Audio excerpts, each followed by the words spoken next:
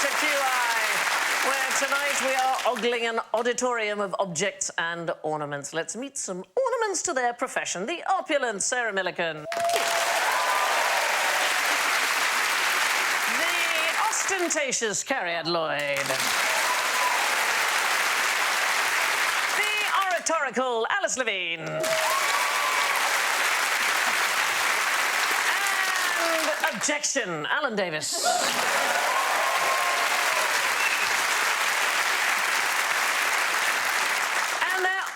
Noises are from priceless objects kindly lent to us by the Victoria and Albert Museum. So Sarah goes.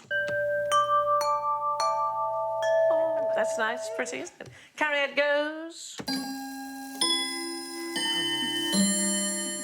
It's lovely. Alice goes.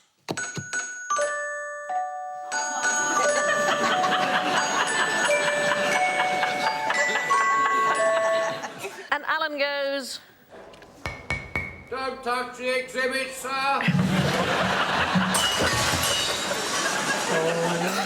Well, that's horribly familiar, that. Right, top question. Where are you most likely to come across a UFO? Yes, Millican. In the sky?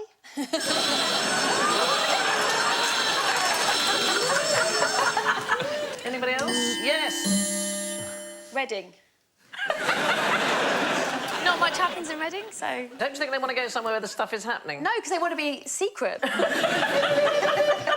whole of Reading could be aliens, you wouldn't even know. Why do they want to be secret? This big assumption that they come here all this way and then just hide. Somebody knows a lot about them, don't they? Near airports, because they always look like planes, weirdly. Yes, that is quite a strange thing, isn't it? They Yeah. do look a bit like planes. And the answer is the ocean. The most common and most dangerous UFOs are unidentified floating objects. Usually pieces of lost cargo, and they lie along the shipping routes just under the surface. They can damage ships tremendously. Between 2008 and 2013, an average of about 1,700 shipping containers were lost at sea. Look at this picture. That is seriously bad packing, isn't it? That's Surely not in one go. Well, about half of those 1,700 came from a single ship, the MOL Comfort. The ship actually broke in half and all the containers went into the sea. Well, that's fair enough, then. That yeah. wasn't careless, No. was it? Some of the strange stuff that has washed up on the sea. In 2008, a 6-foot-tall Lego man, my people, washed up on Brighton Beach. Oh, That's amazing. The really extraordinary thing is I've been trying to find out what happened to it. Just swam off. If anybody knows, please, could you let me know? I want to know where the Brighton Lego man is. I'd like to come and say hello. Why is it never a Lego woman that's washed up? Because the Lego woman wasn't beach ready.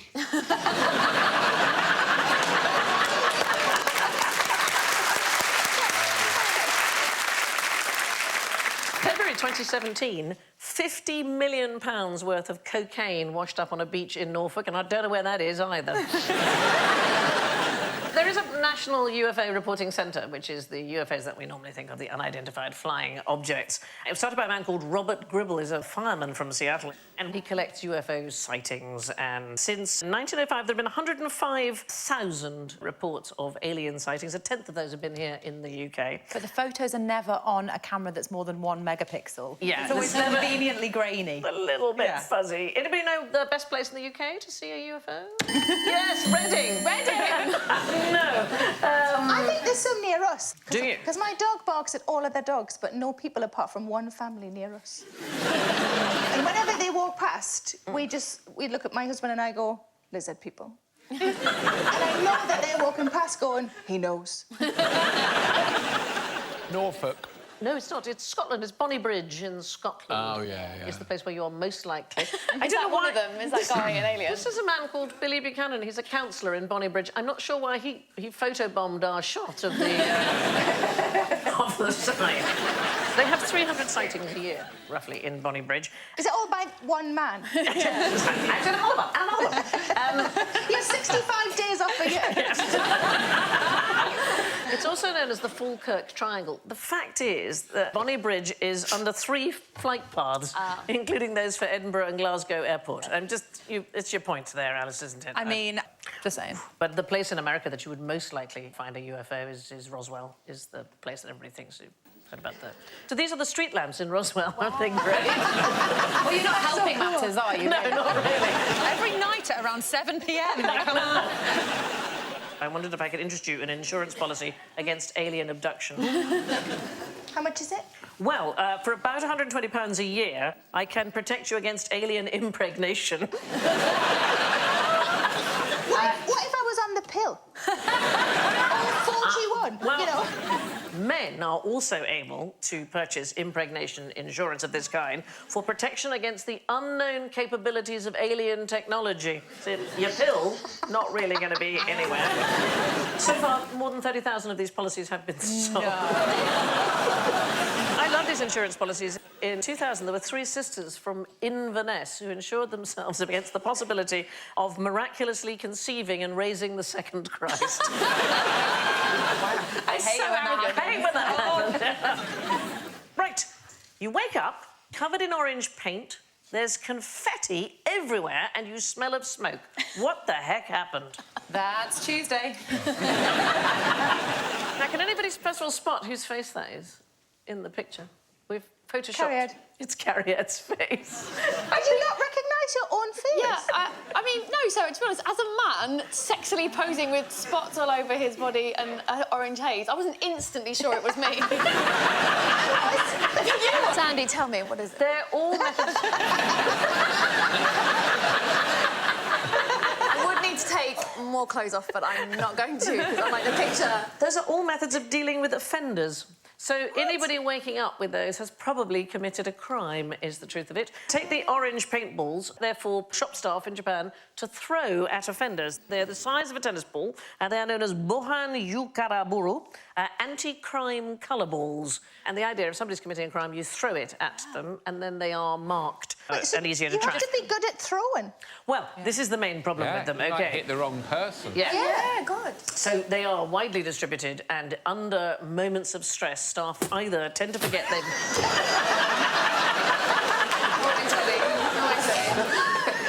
Staff tend to forget they've got them. No reflexes at all.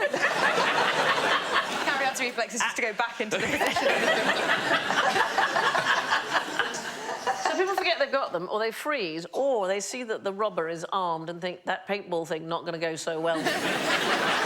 They have signs in the shops if they've got the orange paintballs, and that does seem to put some people off from robbing those shops. That's what they do in Poundland. They have a picture of a policeman in the window, because if they put a picture of a policeman in the window, people shoplift less. Do they? Yeah. So they could put a picture of the balls Yeah. in the window. That's all they need. Do you feel like you should say something, though, when you throw it? So you should be like, no, should be like, yeah, bad. stop. Stop, Don't. stop it. Yeah. Bad. I I've quite seen like you. that with a robber. Stop it. Stop it. I was on a train once, and there were some boys who'd had sherry too many, and they were being very vulgar and loud and frightening some people over on the other side. And I suddenly stood up and I went, "That will do."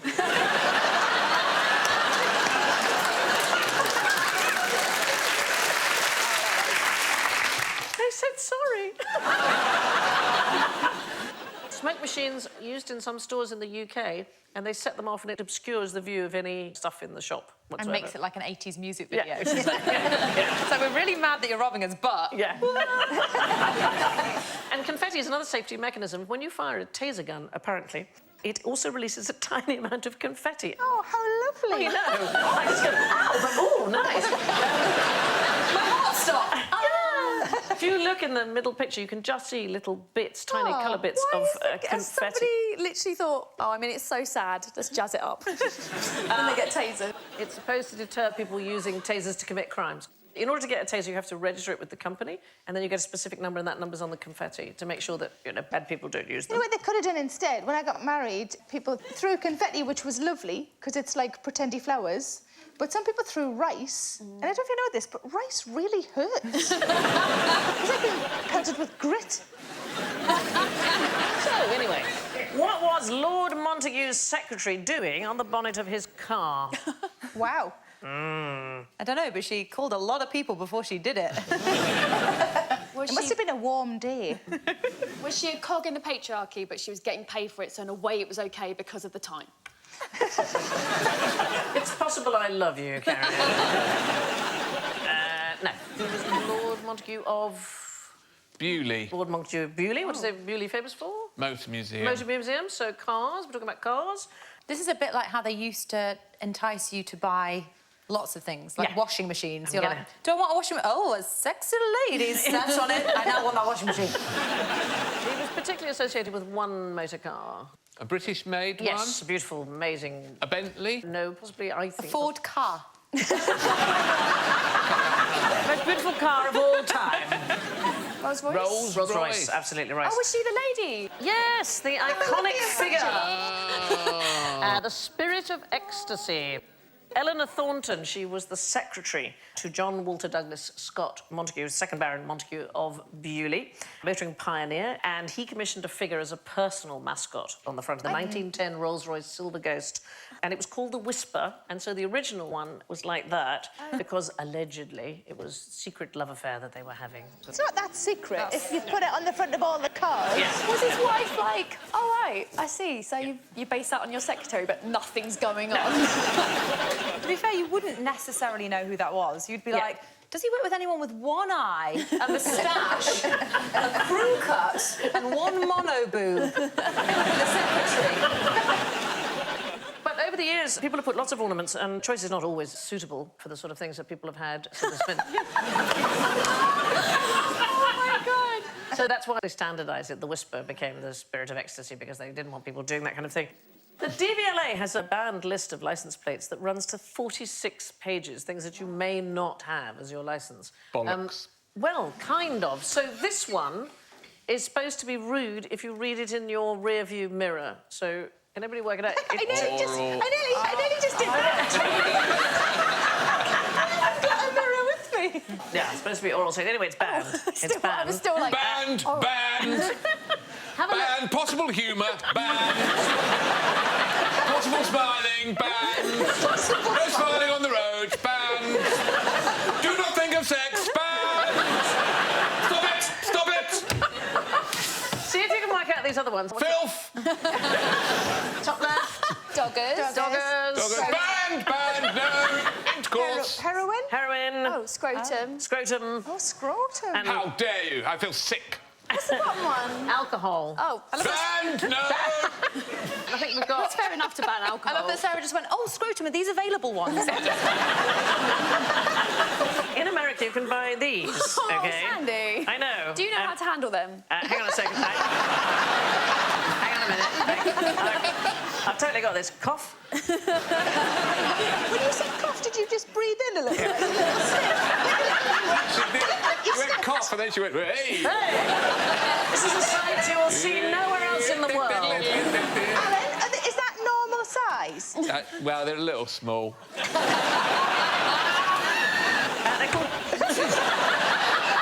They're called truck nuts. And they are genitals for your car. I'm all right, thanks. Oh, come on! Banned! Well, they have been banned in some states. Have they? Truck nuts? What, you hang them on your truck? Yes, look, there, see the picture?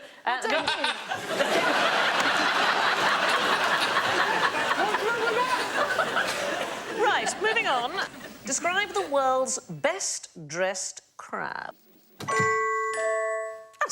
I'm going to say a little bit of lime, some chilli, some mayo, and then just, yeah, serve with, like, brown bread, probably. That does sound delicious. Sounds good, doesn't it? But I'm actually talking about a live crab. You didn't say that. No, I didn't. I should be clearer. A lot of the things you said tonight have been ambiguous. Yes. Welcome to the show. Is it in a shell suit?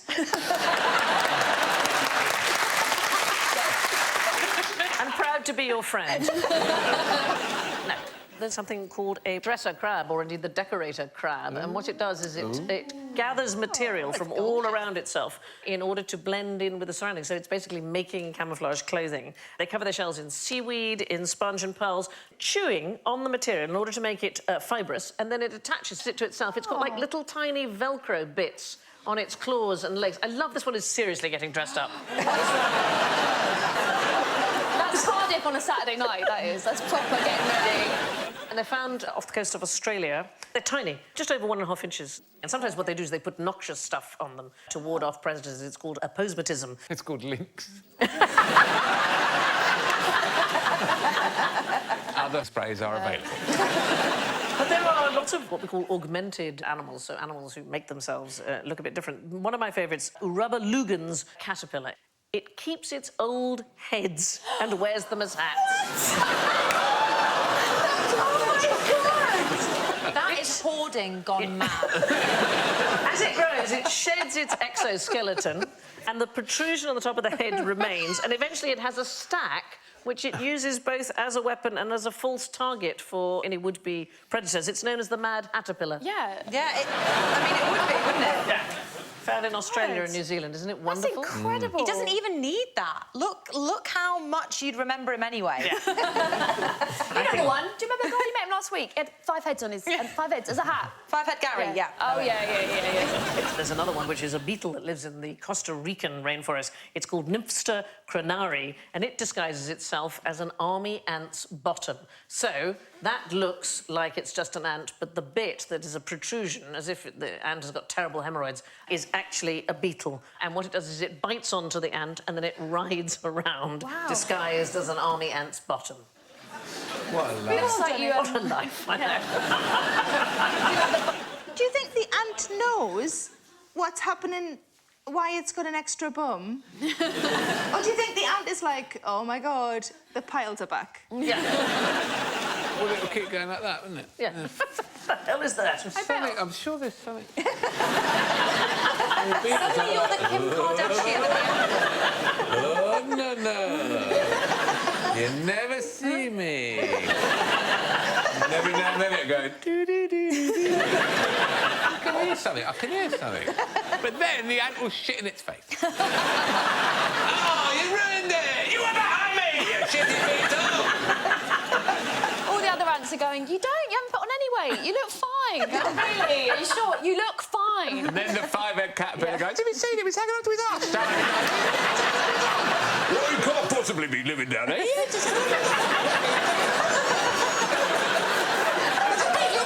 There's a beetle on the exhaust! Swap places! Oh, no. Yes, there's a beetle on the exhaust! Go down there! I can't get up there. Why am I always at the bottom?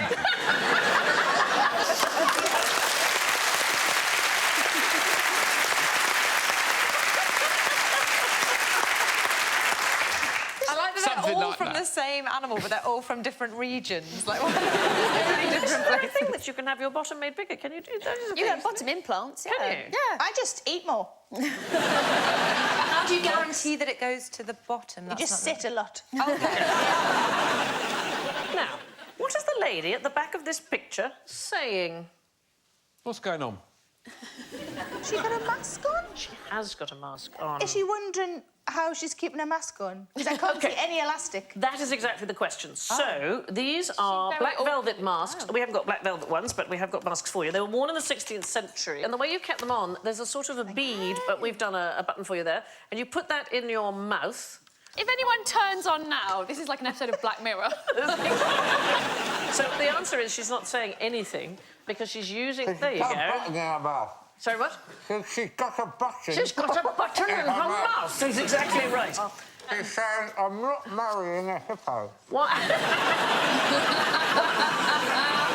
Why? The glasses are a triumph. In fact, I have a reoccurring nightmare, and it's this right here. why might she be wearing it? What's the reason? Is it like scars from horrible She's sexually transmitted proving how diseases? rich she is. So how is she doing that? Oh, her skin is so white. I was Her going to skin say is she looks almost as pale as me. Yeah. So the idea is to avoid sunburn. The most complete example that we have of one of these is the Daventry mask, which was discovered, there it is, in Northamptonshire, found inside a wall while they were renovating a 16th century building. And the idea is you'll say... 5 seconds making that, haven't they?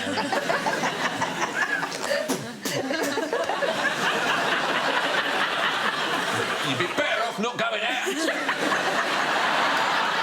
The lady in our paintings actually wearing something called a moretta muta. It was a Venetian variation on the mask. Does anybody know what this painting is? It's a wonderful painting of Clara the rhinoceros from 1751. This is a sort of sad story. 17 years she was toured around Europe, and of course it was an extraordinary thing. Nobody had ever seen rhinoceroses. What, they've just taken the horn off? Is that what they've done? Well, as far as we know, the year before she was displayed in Venice, she had rubbed the horn off in Rome, where she was on display. So clearly an animal in some distress. And she eventually... Whenever I'm in distress, I rub a horn. Yeah, always rub the horn off. Eventually, she came to Britain. In fact, she died in Lambeth at the Horse and Groom pub, where she was being shown for 6 We've all months. died at the Horse and Groom. Now, where would you find these ornaments? Oh. Yes. Oh. That is an orchid. That's is. genuinely called something like the Hanging Willy Man or something. It's called the Orchis Italia. Oh, okay. Orchis Italia. It's known amongst gardeners as like the naked man, isn't it? It is called the naked man orchid, is its People who can't nickname. do Latin, like. Yeah. My naked man's come up lovely Oh, this yeah. year. I've got 16 naked men in my garden. I've been giving a lot of attention to my naked man. Which is funny because the orchid is named after the female genitalia. That's where the Latin comes from. I think the orchid's name means testicles. If you've got your genitalia around the wrong way, which... I can help you with that.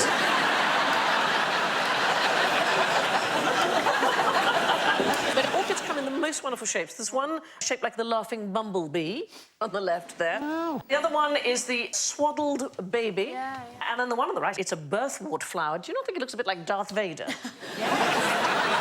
That's an STI. I'm not going to come in, I'm just going to send you a photograph of it. I can't get any clothes on with this thing. Could we Skype? Could we Skype it? It is known as a Dutchman's pipe, is its nickname. You do not want one of those. Apparently it stinks. It smells of rotting flesh. No, orchid means testicles because in... Sorry, I got No, it's all right. In Middle English, it was called bollock-wort. Next time you're backstage with somebody and they've got a marvellous orchid has been delivered, you go, oh, nice bollock-wort. I think we should bring that back. Bollock-wort is much better than orchids. I've got 2 lovely bollock-worts, actually, on my windowsill. Good for you. One of the UK's rarest plants is an orchid. It's a beautiful thing called the ghost orchid. It was first discovered in Britain in 1845. And isn't it delicate and amazing? I like the one with the cockmore. Yeah. What I like about you, Sarah, is you're reliable.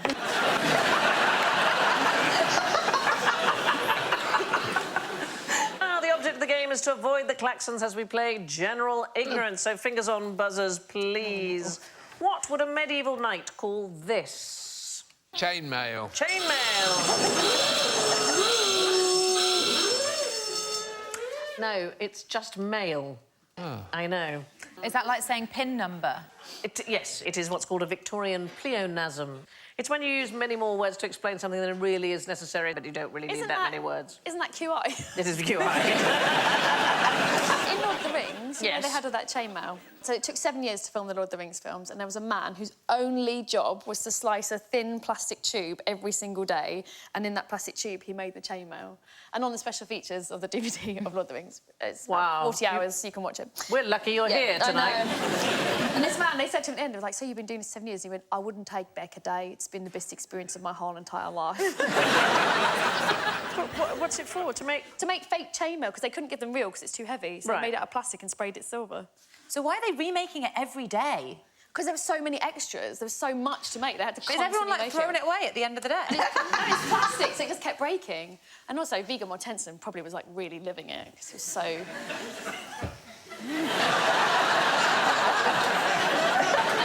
Moving on, medieval battles were full of male-on-male action. Working my arse off here, people. What would you have seen tumbling across the prairie after George Washington made a terrible joke? Oh, Yeah, that is. tumbleweed. The answer is we don't know whether he ever made a joke, is the truth of it. But we do know it wasn't tumbleweed because... Do during his lifetime, there was No tumbleweed? no tumbleweed. It's native to Russia, not to the USA, and it arrived in the USA long after he had passed away. In the late 19th century, it was accidentally imported in shipments of flaxseed from Russia. Although when you drive now, you do see it just like that. And a single tumbleweed can become the size of a Volkswagen Beetle. They can bury houses, they can fuel forest fires. I mean, it is fearful stuff. Oh, my God. As it tumbles, it scatters seeds up to 250,000 per plant, so it keeps perpetuating itself. And in 2016, there's a rural city in Australia called Wangaratta, and they were hit by a type of tumbleweed called hairy panic. That would be your wrestling name, Sandy. Yeah. Here she comes all the way from Denmark. It's Harry Potter! She's small, but she's fierce! Right, does anybody fancy a cup of tea? Yes. Tea all Yes, round? please. Oh, yes. Yes, I feel there's not enough tea breaks. So, what I'm going to do... Do you have any herbal? Jesus Christ. No, I haven't. Right. Anybody know, to the nearest 100 millilitres, how much water did it take to make this tea? To make the whole pot. To make the cup of tea I'm giving you. So 1 cup of tea. I've given you a little bit of milk. And everybody gets 2 sugars, so you don't have to use them, but so that's what I'm asking. So there's a cup of tea. Tea, Cariad. Thanks, darling. Do you want Thanks. sugar? You guys want sugar? That's piss weak, Sandy. I didn't make the tea. I have people for that. To the nearest 100 millilitres. 300. 300! Do you mean to the cup or in the Yeah, flask? so 1 cup. To the nearest 100 millilitres, how much water did it take to make the tea? 200. 1. Sense of pattern. 100? 100! 10 litres. 10. You're getting close. Oh. Yes. The answer is 52,000 millilitres. To grow the tea plant. That's why it's so that weak. wasn't Yeah. the question. It was to I'm make trying this... to work out how much that is. Yes, but it's QI. 52 litres of water, roughly, go into white tea with 2 sugars. So we'll see how it breaks down. Around 30 litres to make the amount of tea in a single tea bag. 10 litres to make the dash of milk. And 6 litres needed for every teaspoon of sugar. So 60 billion cups of tea consumed in Britain every year. So that gives us a footprint of 3,000 billion litres of water. So it's about 10 times the volume of water in Lake Windermere that is needed to make the tea for Imagine Britain. making Lake Windermere into a giant cup of tea. Now that you have dodged that round, let's take a look at the scores. And in 4th place, with the magnificent -34, it's Alan. Thank you. In 3rd place, with a very creditable -29, Sarah. In 2nd place, and considering it's her first show, what an incredible score, -18, Alice. And finally, in 1st place, with 4 points, Cariad!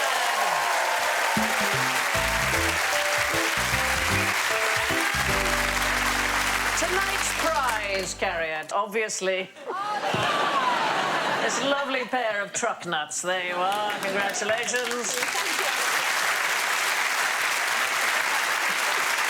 It only remains for me to thank Alice, Sarah, Cariad and Alan. And you've all been so great, it's practically criminal. So let's break out my favourite object, confetti cannons. There we are. Ready? Steady, fire!